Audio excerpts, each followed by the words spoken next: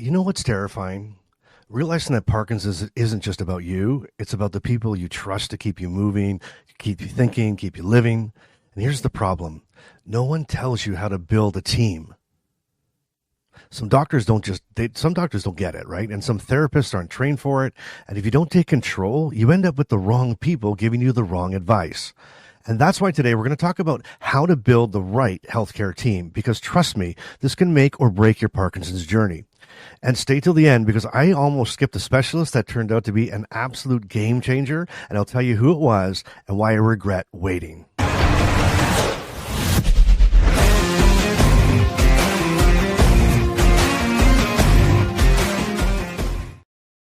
Hey everyone, welcome back to Living with Parkinson's, the good, the bad, and the reality. My name is Bryce, and today we're going to talk about something that will shape every single part of your Parkinson's journey, your healthcare team.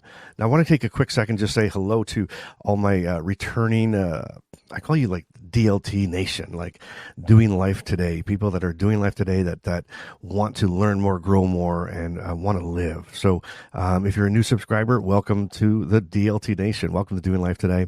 And if you're just stopping in, you know what? Check it out. See what it's like, and why don't you join us? Because it takes a village, man. It takes a lot of people, and we're all on the same trajectory. We're all on the same not trajectory, but excuse me. We're all on the same journey, and you know what? This is a community that we're just building. I literally, and I'll just tell you really, really quick. I had this YouTube channel a while ago, did some motivational stuff, kind of things like that. But I wasn't sharing my Parkinson's journey. And over Christmas, this past Christmas, a few months back, it just, I thought, I just got to start opening up. I got to start sharing. I got to do what I got to share. I just want to help people. I want to create a movement. I want to create a movement of people that are pissed off at Parkinson's and aren't going to take it. That's people with Parkinson's, loved ones, caregivers, and whatever. I don't care. Anybody who hates this thing, I want to just help us all feel better, including myself.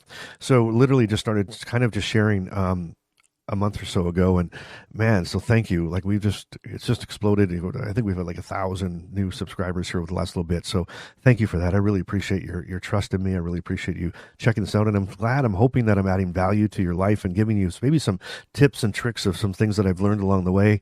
I've been diagnosed with Parkinson's over 15 years, so not that I know everything, but I've learned a few things. So, but what we're talking about today, Parkinson's, like this healthcare, this team is so utterly important, and I just can't wait to get into it. So let's just do that right now. So Parkinson's isn't just a movement disorder. You know that, right? It affects how you move, how you think, how you speak, even how you feel. And that's why you need a team. It's just not one doctor, but a group of professionals who work together to help you function your best.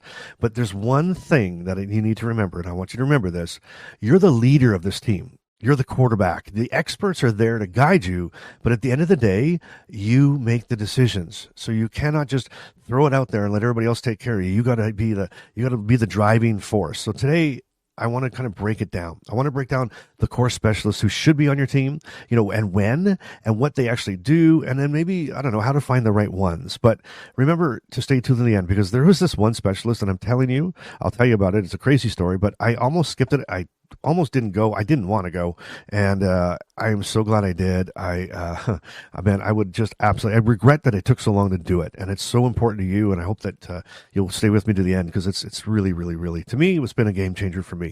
All right, so let's talk about the core Parkinson's healthcare team. Okay, so we'll start with the must-haves, the professionals, who absolutely should be a part of your team. So the very first specialist there is your neurologist, right? Or your movement disorder specialist, right? Think of them as your head coach. This is your main doctor, your neurologist, or even better, a movement disorder specialist should be someone who understands Parkinson's inside and out. Now there's general excuse me, a general neurologist is fine, but an MDS has extra training specifically in movement disorders, and if you can see one, do it. Or a neurologist who specializes in Parkinson's or anything like that. I mean, again, a neurologist, if you know my story, you can go back over the episodes. I talk about this a lot, but you know what? I'm not alone in this. Many, many people have gone through the same journey as I have, but it took me 2 years or so to be diagnosed. And I went through 2 or 3 I say two or three because I completely have tried to erase it from my mind. Neurologists, who bless them, they were doing their best, I guess. But they literally told me that at 40 years old, I was too young to have Parkinson's, and that my grandmother had just passed away with Parkinson's, and that I'd seen Michael J. Fox on TV, and I knew him. I didn't know him, but I knew of him, and so therefore it was all in my head.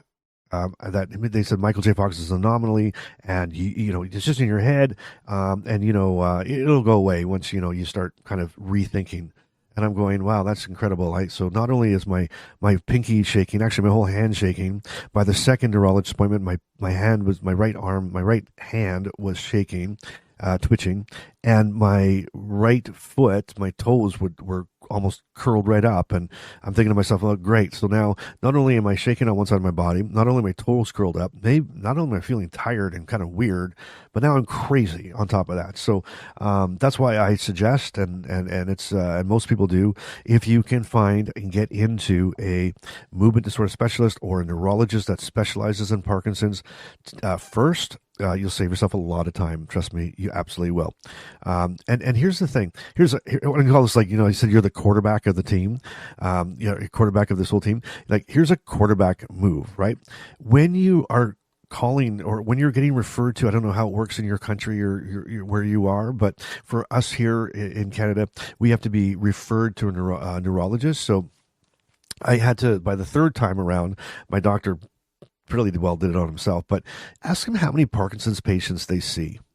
Right? That's a quarterback move right there. And that goes down the list as we get into all the specialists. When you're talking to them, it should almost be, how, like, when you go to, at first time go to the doctor, it's like they're interviewing you to see how much work you're going to be before they receive you, before they'll say, okay, you're going to be my patient. You need to do the same thing. You need to interview them. And I mean that. You really do. And one of the big questions is what I was surprised at this. One of the big questions is ask them how many Parkinson's patients they see on a regular basis. And we'll touch back on that as we get into more professionals and more of the specialists as we go through this, and maybe you'll kind of understand what I'm saying. So anyway, that's your quarterback. All right, so you're the quarterback. Sorry, that was what did I say? Your coach? I think that was your coach. All right. Number 2, a physiotherapist, your mobility coach. Parkinson's makes movement harder. You know that. A physiotherapist, though, can help you keep you mobile and prevent falls and slow progression. Right? If they know about, and maybe you don't know about this, but write this down if you don't know, if they know about LSVT big or power, which is PWR exclamation point, PWR exclamation point moves, power moves, even better. Because those are Parkinson's specific exercise programs. And when I say that, I'm not saying that, going on YouTube or going somewhere and watching a video of an exercise program or modifying a program you're doing now. I'm not saying that's bad. I mean, do it. Any type of movement is really good. But those two programs in particular, I should say, are Parkinson specific. So LSVT big and power, PRWR, exclamation point moves, power moves. And the reason I say that is that there's tailored movements and tailored exercises that are proven to help you with balance, help you with different things that Parkinson's actually, that you're going to suffer from. And it's not just about exercise. It's not just about, being out there and doing something, but these are actually specific movements, specific exercises for specifically Parkinson's. So that's a big one. So make sure if you're looking for a physiotherapist to ask them if they have those programs. And if they don't, I'm not saying it's a deal breaker, but maybe they have their own program. Maybe they have a Parkinson's specific program, but that's something to ask them. When you go to, you're checking out a physiotherapist, don't just go, for the cheapest one out there. Ask those questions. How many people with Parkinson's? And that, back to my question I was talking about earlier, is ask them how many people with Parkinson's they see on a monthly basis. And if it's one or two, and then, or, depending if they've been in business a long time, but if it's one or two, maybe go check out another one and get somebody who's used to it, who knows what to expect. Because people, and people don't know a lot about Parkinson's. They think they do, but what most people know is that a guy named Michael J. Fox has it. Maybe Muhammad Ali has it. And, I think maybe I had an aunt or an uncle or a grandmother or a grandfather that had it, but I'm not sure. But I just know that their hand twitches sometimes.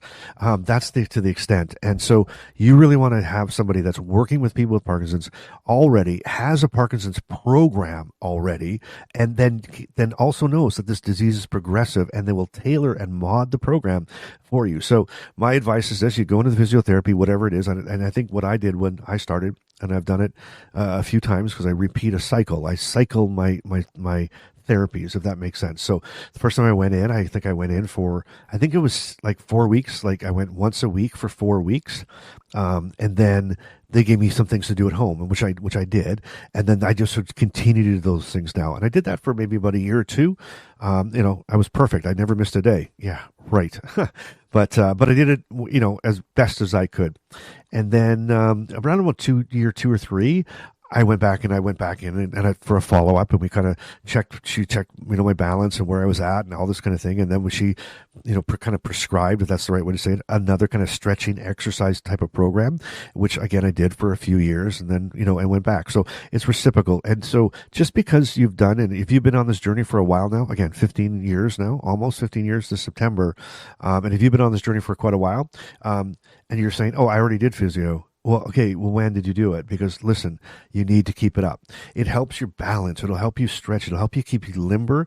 And there's so many benefits to it. So how about a quarterback move on this one? Is find someone with experience in neurological, I can never say that right, conditions.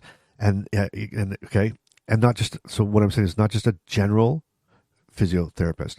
And if you can't find one in your area, what's really cool now, we have this thing, it's called the internet. I'm just kidding. I'm absolutely kidding.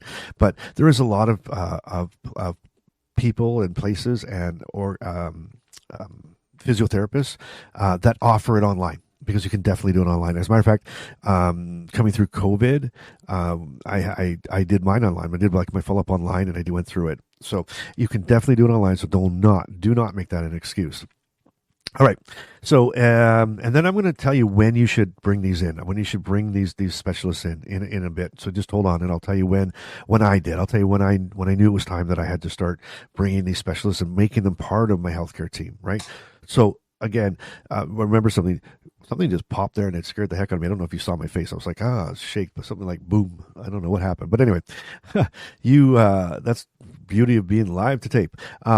You are the quarterback of your team. So really, when you get diagnosed, I mean, how many people do you have on your team so far? You probably have your GP, who maybe referred you to the neurologist or the movement disorder specialist, and now they just diagnosed you. So now I guess they're part of your team. You're wondering, but you've only had maybe one appointment with them, and they diagnosed you, and you're going back to your GP, who probably doesn't know a lot about Parkinson's. And so now you're kind of going like, this is not a good start to my team, because here it's just me now, and maybe hopefully a caregiver or someone that loves me. And now it's just us, and we're going to quarterback this team when we know nothing about it. Well, good for you. That's why you're watching videos like this, so you can get on it. But who would ever thought? I would never ever thought, if I went back 16 years ago and 17 years ago when I was, doing my thing, I never thought I'd need a healthcare team. I mean, come on, that's ridiculous, but you do, and it's really important. Okay, here's another member of your team is the occupational therapist, right? That would be like your daily life experts. And that's besides me. No, kidding.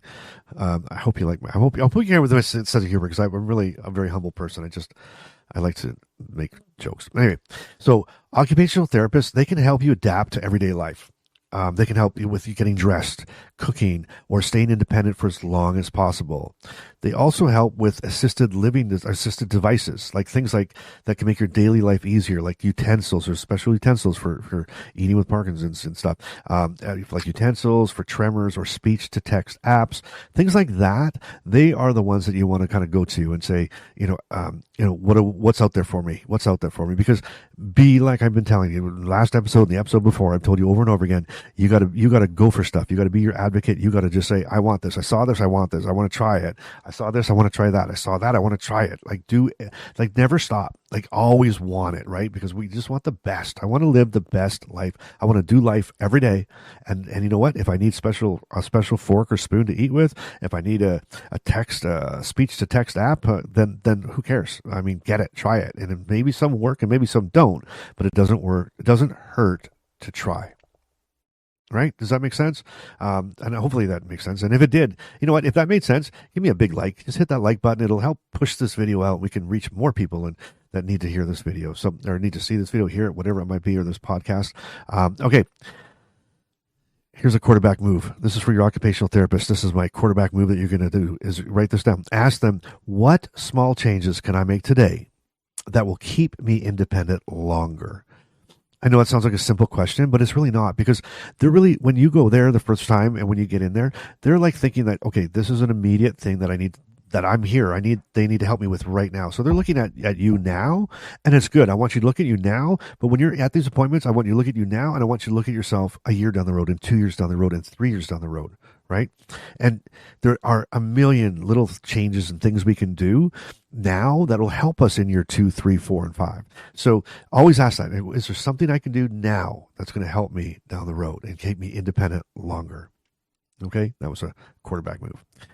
And I don't mean to make this, like, I guess women play football too, right? I guess everybody plays football, but I was saying I don't want to make this like a male thing. So, but it doesn't matter. It's just, I hope you understand. It's just a analogy, I guess is that the right way to say it. Okay. Fourth person that you're going to need, and on your healthcare team, should be part of your team. If it's not, it should be. And if you're just getting started on this journey, write it down. Again, I'll tell you when I brought them in my journey to start using them. But the next person you need on your team is a speech language. They call them either a speech language pathologist, right, or a speech therapist. Okay, you know what I call them? It's either called a speech language pathologist, which is the SLP, or a speech therapist. And Bryce's acronym for them, Bryce's word for them, Bryce's title is the voice and swallowing coach. The voice and swallowing coach. So even if your voice is fine now, Parkinson's makes it softer over time. Believe it or not, it does. A speech therapist helps keep it strong. Okay, and they're also so good at addressing swallowing problems, which can be a very serious problem later on, right? So many people pass away from choking, right? And so it's a big problem, and this is what you can use them for. Okay, here's a quarterback move with them. If you're noticing voice changes now, all right, or any voice changes whatsoever, look for someone trained. And here's what you want to look for: is an LSVT loud. Okay, LSVT loud. And I'll put some links in the description below. I'll put some of the names that I'm calling out, and I'll put some links to the websites, and maybe you can find one in your area. I'm telling you, it's a game changer. Okay, and I'll leave that for there, and we'll dig more into that a little bit later in some more broadcasts coming down. As a matter of fact, I've had the good fortune to, with Parkinson Canada, Michael J. Fox Foundation, is I host what's called a PDIQ and U, and they're a whole day event made up of panels, and I host the events in Canada. And I moderate them. And my first panel, it's all about building this healthcare team. And on the panel, I have I have the movement disorder specialist. I have a physiotherapist. I have a speech therapist, normally from the area that we're in. And those are the types of questions I ask. So I'm very well versed in this, but what's been great about it is in every city that we've done them in, I've been able to meet a different movement disorder specialist, a different physiotherapist, a different speech therapist. They're all wonderful people that I've been able to meet. What's really cool about it is they're from all different areas of the country, all over different areas of the world. They're all different, but they all say the same things, and they reiterate the same things that I'm reiterating to you today. And stay tuned, because what I'm planning on doing, and maybe do me a favor in the comments. This would really help me out. Is they've offered to come on and do a podcast. So I was thinking of maybe either doing a panel where I'd bring on the speech therapist and the physiotherapist, occupational therapist, and have a round table, and I can ask them questions, and maybe we can do a live Q&A if that's something that's interesting, or I can just record it as a podcast. So if that's something that you think that you'd get value from, do me a favor, in the comments, just say cool, great, would love that, or whatever, would love to see a panel or a podcast or a live of that. I'd really appreciate that. Again, I'm not here just to blow hot air and talk about what I want to talk about. I literally want whatever I can do. That's my mission in life. Whatever I can do to help you in this journey, I will. So if you think you'd benefit from that, let me know. And if there's any other topics that you'd like me to touch on or talk about, please in the comments, just let me know what they are, and I'll take it to heart. I really will. As a matter of fact, I changed this topic today. If you watched the last podcast, I said, next week we talk about something, something, something, and we're not. And that's the thing, because I'm not here to get likes, and I'm not here to get comments, and I'm not here to get subscribers, right? I'm here actually to help. I'm here to help, and to form a community. And we'll grow this community. Trust me, we'll grow this community, and we'll do other things other than just YouTube, and we'll reach out and we'll support each other, because we need that. We need that, and it's worldwide. We have people, that are joining from Malaysia, and we just talked, Malaysia, all across the United States, all across Canada, Ireland, just amazing. So wherever you are in the world, please join us. I mean, it's going to be, it's. I don't want to say. I mean, it's great. It's exciting. I mean, we have this ridiculous disease, but we're going to live the best life we can with it. Okay? And you're going to live the best life you can with it. So join us. It'd be amazing. So, okay. So we've talked about that. So physiotherapist, occupational therapist, speech therapist. Now, what else do we need? Who do we need to add to this team of ours? That, again, you're the quarterback, you or your loved one or your caregiver, but you really have to do this. I would add this in, and this is optional. This is depending on your feeling, but I just think it's good to have somebody in your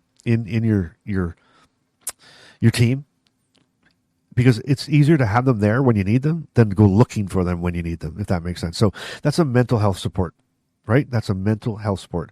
A psychologist, or a social worker, or a counselor, or a coach, depending on what level you think you need. And did you say coach? Yeah, coaching. Why not?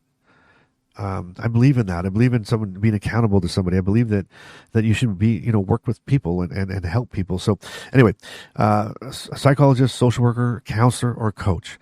And this isn't talked about enough, really. Parkinson's can bring depression, can bring anxiety, can bring apathy, and just the sheer weight of dealing with this chronic illness that has no cure. It's heavy. It's heavy, right? You know that. It's really heavy. Well, a mental health professional can help you process that, and it can help your family too. It can help your loved ones. It can help your caregiver. And even if you're a caregiver and you're struggling, trust me, if you have to, you want to, you can do it. I really do. And that's why I said it's easier to have one, to know one, or have one in your team than to go looking for one when you need it. Because when you need it, that's maybe when you're struggling, and it's not going to be fun looking for one. So what I did, I'll just tell you this tip off the bat. What I did is I went out and found somebody, more of a coach. I guess a coach is what it would be. That he has Parkinson's. Right. So it's kind of like an accountability person. And when I'm struggling, I can call him. Do I have to pay for it? Sure. He's not my buddy, but he's there to help me when I need it. But I haven't had to really tap in. There were sometimes, years ago I did, and it was great for the time, but he's on my team, so that if something happens to me or some new thing comes upon me and I don't know what to do and I'm struggling and I'm down and I need some help, he's there. I can call him. Hey, can I make an appointment with you? I need to come and see you. I need some help. So, if you're saying, hey, that's down the road, I'll need that later. Well, if you're feeling good now, go find one now. Just kind of interview them, talk them over the phone. Just say, I'm going to make you part of my team, and you're there if I need you, right? And that would be what I would say there. So here's a quarterback move. You ready for this? If you're feeling overwhelmed, that's a sign you need support. It's not a sign of weakness, right? If you're feeling overwhelmed, that's a sign you need support, not a sign of weakness. And that's so true. Now, how do we build this healthcare team? So I list them all out. Now, how are we going to do that? Okay. And when? How and when? Okay. So we know who's on the team. You got that down, right? You're good to go. So how are we going to find these people? So here's the way I found them, and some other little side tips that I found along the way. First thing you need to do is ask your neurologist, or your MDS, right, for referrals. And they always usually have a list of trusted specialists. They have their go-to people. They'll give you maybe a list of 1 or 2 or 3, depending on where you are. And they'll hopefully even give you virtual, online, as well as in person. So that's your number one go-to. Your neurologist right off the bat is your number one go-to. Then you can check other Parkinson's organizations in your country, your city, your town, right? They often have directories of professionals that are trained in this in Parkinson's care. As a matter of fact, in Canada, we have something that I'm very happy. I kind of helped develop it, and it's still in development. But it's live and out there. And it's called Carefinder. It's at parkinson.ca, and look for Carefinder at parkinson.ca. And you can literally put in your city, your town, your postal code if you live in Canada, and it will pop up all the programs that we have listed anyway, that are around you within like 5 kilometers, or what is that? 5 kilometers? What is that? That's 3 miles, 2.3 miles around you, or further away. But it also has virtual options as well. So, and maybe your country or your area has a similar directory. I don't know, but go check it out. Parkinson's UK, Parkinson's Foundation, Michael J. Fox, and they usually have a list, right? The other place that I found them, that I found these specialists, were in a support group. Right? So other people with Parkinson's are the best resource for finding good doctors, therapists, and clinics, right? Other people are the best resources. So I would rather someone say to me, oh my gosh, this person helped me beyond belief. I'll go to them. Right? You've been there, you've done it, you've been in my shoes. I'm going that way. So ask around, right? If you're in Canada, if you want to ask me, ask me. I know some really, really good people from most provinces in the city, or in the city, most provinces in the country. And the other thing you want to do is you want to be picky. Okay. So I've heard this so many times. They don't really listen to me. I'm telling them that this is the problem, but they want to talk about this, and they don't listen to me. Now, there is often times that they will know the right way to go, and obviously you need to listen, but you need to be picky. If a provider doesn't listen to you, or doesn't seem knowledgeable, or doesn't have these answers, or doesn't even have a referral to somebody else about Parkinson's, then you need to find someone who does. That's the bottom line. If they don't know, or they're not knowledgeable, you need to find somebody who does. Do not settle. How many times have I said this is what you need to write down? This is the message today. But do not settle. Go for the best. You're the best. You deserve the best. You want the best. So there you go. Make sure you're picky. And I literally go in like I'm interviewing them for 60 minutes or Dateline. I'm in there like, what about this? Have you done this? Have you had somebody my age before? Have you treated somebody that has had this, and this, that has their toes curled in the morning, but or it feels terrible in the morning, and like I go through everything I'm dealing with, and I say, have you done it before? Right? Have you done it before? And they may not have, and that doesn't mean it's not bad. It doesn't mean it's bad, maybe that, but you need to interview, and you have to feel comfortable. And part 2 to that is you also have to feel comfortable to be able to share things, because you need to be very honest with them. If you're struggling, period. We're not going to be heroes anymore. So you have to be able that you can say, I can tell this person what I'm going through, and I feel that they're either going to have the answer, or they're going to go look for the answer. Okay. So I said in the beginning of this video that I was going to tell you about the specialist that I almost skipped, and oh my gosh, I almost did. So I'm going to tell you who it is right now. So the one specialist that I almost didn't see, okay, was the speech language pathologist, the speech therapist. At first, I thought my voice is fine. Why would I need speech therapy? But here's the thing: by the time you notice your voice is getting weaker, it's already harder to fix. I wish I had started therapy earlier. It's not just about the volume. Okay. It's not just about being loud or quiet. It's also about the consistency. It's about swallowing safety and keeping communication strong. If there's one takeaway from today if there's one thing that you can take away, don't wait until you need help to build your team. You need to start now. I'll be honest, when so I talked to somebody, someone had mentioned, man, you should go to speech therapy. And I'm like, why? What's wrong with my voice? What's happening here?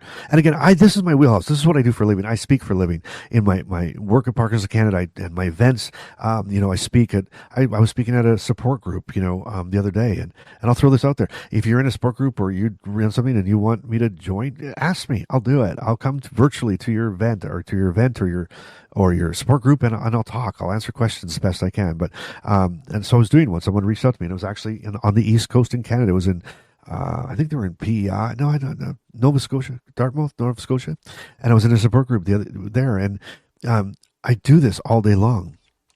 So what I didn't realize, or sorry, when someone said you should go, I was kind of questioning why should I go? Like I must be really, sinking down. And I mentioned in previous videos that my wife said, she kept saying to me that I was talking quietly. Why are you talking so quietly? And I'm like, I didn't know I was. And she asked me to speak up. So I'm like, okay, I'm going to speak up. And I went louder. I said, okay, I'm going to speak up now.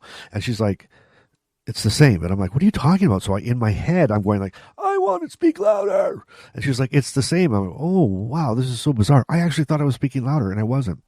Anyway, I signed up for speech therapy.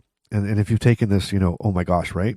And if you haven't, I'm going to prepare you because I want you to understand something that, the first round of speech therapy, and I did it virtually, is it was like I had to pick 10 phrases that I would say every day. Just 10 phrases. And I'm like, oh my God, what do I say every day? Okay, I say, I love you. I say, good morning, good night. What's the temperature outside? Right. And then I'm like, what are we having for? No, that's not what I had. My other one was, I don't know what I want for dinner. I seem to say that every day. I don't know. It doesn't matter. I don't know what I want for dinner. So I just come up with these 10 phrases, right? And so then every day I'd start the speech therapy with repeating, I love you. Hello, goodbye. No, it was hello, goodbye. I love you. I don't know what we want for dinner. What's the temperature outside? What do you want to do today? It looks very pretty, very nice outside. I really hope it's not cold out. I hope it doesn't snow today. And if you live in Canada, especially deep Canada where I am, that's one thing. I hope it doesn't snow every day. So if you don't have to say that every day, then I'm jealous and envious of you. But I'd say those every day. And then they'd make you do this thing where you have to like go, for as long as you can, as loud as you can. For as long as you can, as loud as you can. So I did that the first day. And I did it for a grand total of 12, it was 8 seconds of, then I ran out of breath. Okay. And what I didn't realize is that she had, my doctor, my specialist therapist, had timed me and also had recorded me to see how many decibels I was doing it. Because remember, it's supposed to be as loud as you can, for as long as you can. And I'll get back to that in a second. So after that first thing, I got off the video. I shut my computer. I walked in the room, and my wife looked at me and she's like, are you okay? And I'm like, yeah. She goes, well, you don't look very happy after your speech therapist. I thought you'd be excited. I said, I feel like I'm in kindergarten. This feels like kindergarten.